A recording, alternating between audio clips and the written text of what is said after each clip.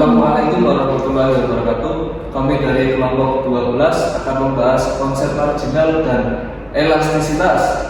Kami beranggotakan 4 orang dengan saya sendiri Kevin Fredika Sandi NIM 206220668. Saya Unarsika Tigasari dengan NIM 206220667. Saya Salibri Dianisi dengan NIM 206220078. Dan saya Mada Satya Kusuma dengan nomor NIM 206220069. Langsung saja kita ke pembahasan materinya. Nah, kita langsung saja ke materinya, yaitu elastisitas dan konsep marginal. Kita langsung masuk ke materi yang pertama. Ini ada elastisitas. Ini yang pertama, kita ada elastisitas permintaan. Jadi, elastisitas permintaan itu adalah suatu konsep yang digunakan untuk mengukur derajat kepekaan perubahan jumlah barang yang dibeli sebagai akibat perubahan faktor yang mempengaruhi, di mana ada 3 faktor yang mempengaruhi elastisitas permintaan. Yang pertama, ini ada elastisitas harga permintaan atau price elasticity. Elastisitas harga permintaan adalah perubahan atau berapa banyak jumlah permintaan barang terhadap perubahan harga barang tersebut, di mana permintaan suatu barang bisa dikatakan elastis jika konsumen merespon perubahan barang tersebut dengan berubahnya jumlah permintaan barang yang besar. Sedangkan perubahan jumlah permintaan barang yang sedikit atau sama sekali tidak berubah terhadap perubahan harga barang tersebut dikatakan inelastis atau kurang elastis. Nah, berikutnya di sini ada rumus untuk cara menghitung harga permintaannya.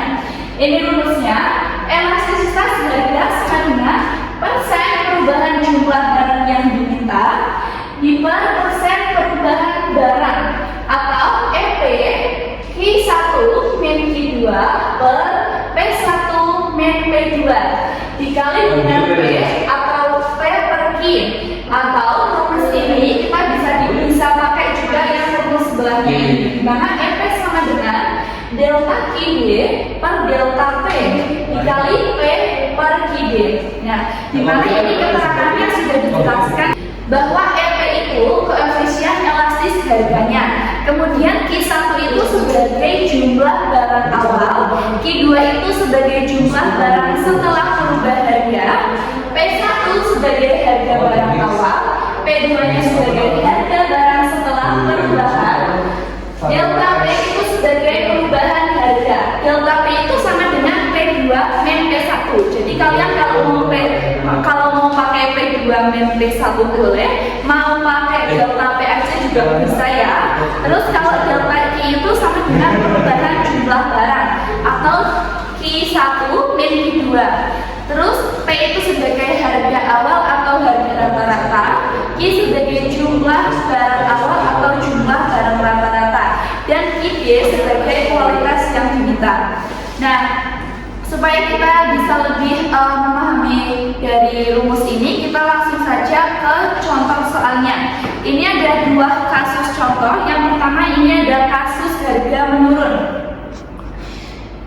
Misalkan kita ingin mengetahui besarnya koefisien elastis dari permintaan ke atas beras. Didapati bahwa waktu beras harganya 4.000 sekilogram, berarti 4.000 ini kan sebagai P-nya ya. Kemudian jumlah beras yang dibeli konsumen adalah 10.000. 10.000 di sini itu sebagai Q1-nya. Dan pada waktu harga 3.000 ini kan berarti sebagai P2-nya. Kemudian jumlah beras yang ingin dibeli adalah 15.000 kg dengan menggunakan rumus yang telah diterapkan dan dengan menggantikan nilai-nilai di atas dalam rumus tersebut. Dimana tadi kan sudah diketahui ya, sudah kita pelajari rumusnya ini untuk mencari elastisitas harga ini, rumusnya ini. Kemudian yang contoh lagi kita masukkan saja karena kan sudah diketahui semua. Q1, Q2, P1, P2, P dan Q-nya kan sudah diketahui semua. Jadi kita tinggal memasukkan saja ke dalam rumusnya. EP sama dengan Q1 min Q2 per P1 min P2 dikali P per Q. Ini kan rumusnya. Udah diketahui semua dari soal, jadi kita tinggal masukkan langsung saja ke dalam rumus. Dimana P1 itu 10.000, 15.000, P1 4.000, dan P2-nya 3.000. Ini tinggal dimasukkan saja. P-nya itu 4.000 dan Q-nya itu 10.000. Nah, tinggal kita operasikan saja. 10.000 min 15.000 sama dengan min 5.000. 4.000 min 3.000 sama dengan 1.000. Kemudian kita operasikan, ini hasilnya menjadi EP itu sama dengan min 2. Nah, ini ada satu kasus lagi, itu yang harganya meningkat. Contoh kasus yang kedua, ini harga meningkat. Tapi kalau untuk soalnya sama, cuma ini beda di kasusnya aja. Jadi tinggal kita masukkan saja. Soalnya masih itu sama. Di dalam perhitungan di atas misalkan bahwa harga barang mengalami penurunan dari 4.000 menjadi 3.000. Oleh sebab itu, permintaan telah bertambah dari 10.000 kg menjadi 15.000 kg. Bagaimanakah kalau perubahan tersebut dipandang dari sudut sebaliknya?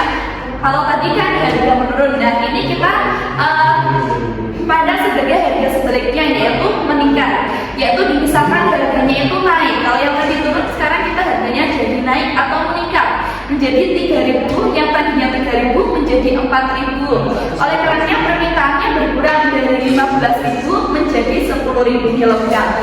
Nah, untuk rumusnya masih sama seperti yang tadi, kita tinggal masukkan saja ya, tinggal dimasukkan saja. Dimana ini satunya berubah, satunya jadi 15.000 karena ini kan kasusnya meningkat. Kalau yang tadi kan kita kasusnya menurun, satunya 10.000. Kalau yang sekarang satunya berubah menjadi 15.000 sesuai dengan permintaannya. Dari yang 15.000 menjadi 10.000, berarti 10.000 itu menjadi P2-nya. Tinggal kita operasikan saja. P1, P2, P1, P2, P dan Q yang udah diketahui semua, tinggal kita masukkan.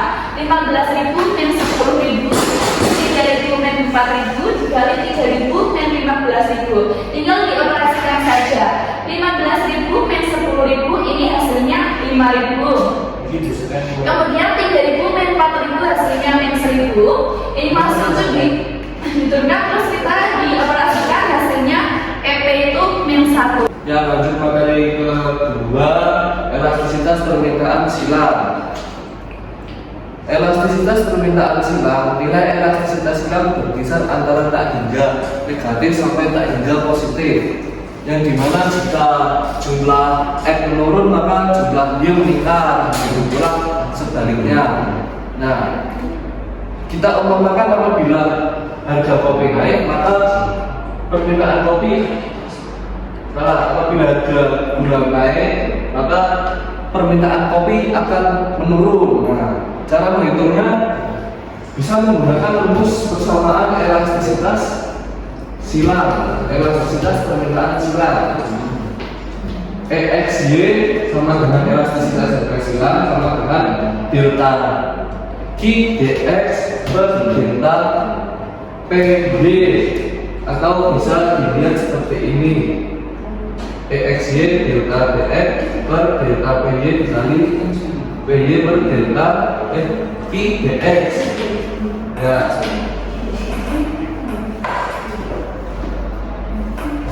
Nah, yang ketiga ini elastisitas permintaan pendapatan atau income elasticity. Nah, gimana perubahan permintaan tersebut terhadap suatu barang sebagai akibat pendapatan pembeli, misalnya elastisitas. Nah, elastisitas permintaan atau income elasticity bisa dicari menggunakan rumus sebagai berikut. EM sama dengan delta QD per delta QD per delta M.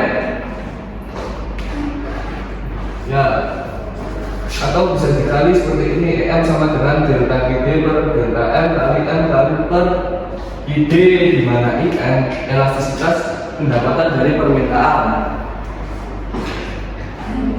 Elastisitas penawaran. Elastisitas penawaran menggambarkan di mana kuantitas yang ditawarkan mengalami perubahan, maka akibatnya perubahan harga. Nah, dapat dihitung menggunakan rumus seperti berikut. ES sama dengan delta P per delta P, di mana persen perubahan jumlah barang yang ditawarkan jumlah barang yang ditawarkan dibagi jumlah barang itu sendiri.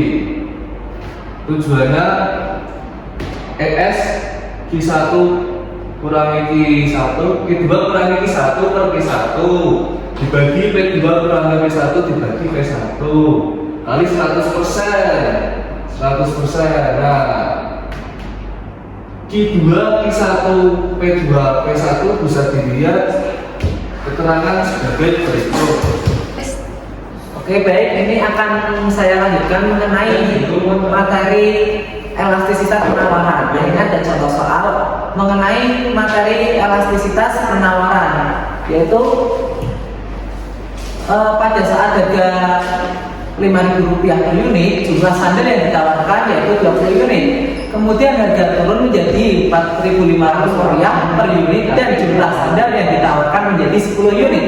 Berdasarkan data tersebut, besarnya koefisien elastisitas penawarannya adalah. Nah, diketahui harga sandalnya itu 5.000. 5.000 itu harga yang pertama kan, harga awal yaitu bisa disebut PI 1 dan turun, nanti kan harganya turun menjadi Rp500 itu yang PI 2. Terus diketahui juga permintaan sandal yaitu 20 unit itu yang awal. 20 unit yang awal itu bisa disebut Q1 dan turun menjadi 10 unit. 10 unit yaitu bisa disebut Q2. Nah, kita akan menjawab contoh soal ini dengan rumus yang tadi. ES sama dengan persen perubahan jumlah barang yang ditawarkan diper persen perubahan harga barangnya. Elastisitas penawaran ini sama dengan berarti kan tadi juga ada yang rumusnya yang satunya lagi yaitu bisa menghasilkan 10 min 20 per 10 diperkan lagi 4.500 dikurangi 5.000 di per 5.000 terus dikalikan 100% sama dengan min 10 di per min 500 dikali 5.000 di per 20 sama dengan 5. Apakah bisa dipahami? Iya, bisa pastinya.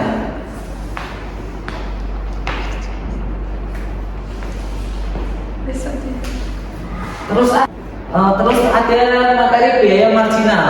Biaya marginal merupakan biaya yang dibutuhkan oleh perusahaan untuk dapat membuat satu unit produk tambahan. Maka artinya menghitung biaya marginal dapat dilakukan agar dapat mengetahui adanya kenaikan biaya yang dibutuhkan pada setiap tambahan item produksi. Agar dapat mengetahui biaya marginal, maka kalian bisa mendapatkannya dengan cara membagi perubahan biaya produksi yang dibutuhkan dengan perubahan pada jumlah produksi. Kalian dapat memperoleh dengan rumus MC sama dengan delta TC per delta Q, di mana MC itu sendiri yaitu biaya marginal, TC itu perubahan biaya produksi, dan Q itu perubahan kuantitas yang diproduksi.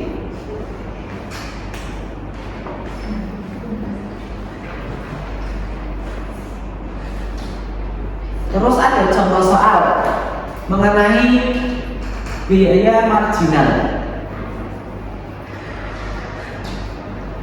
Yaitu contoh soalnya itu ada terdapat sebuah perusahaan PT Murni mengeluarkan biaya sebanyak 400 juta rupiah untuk menghasilkan 100 unit meja pada saat jumlah produksi sudah mencapai 2000 unit.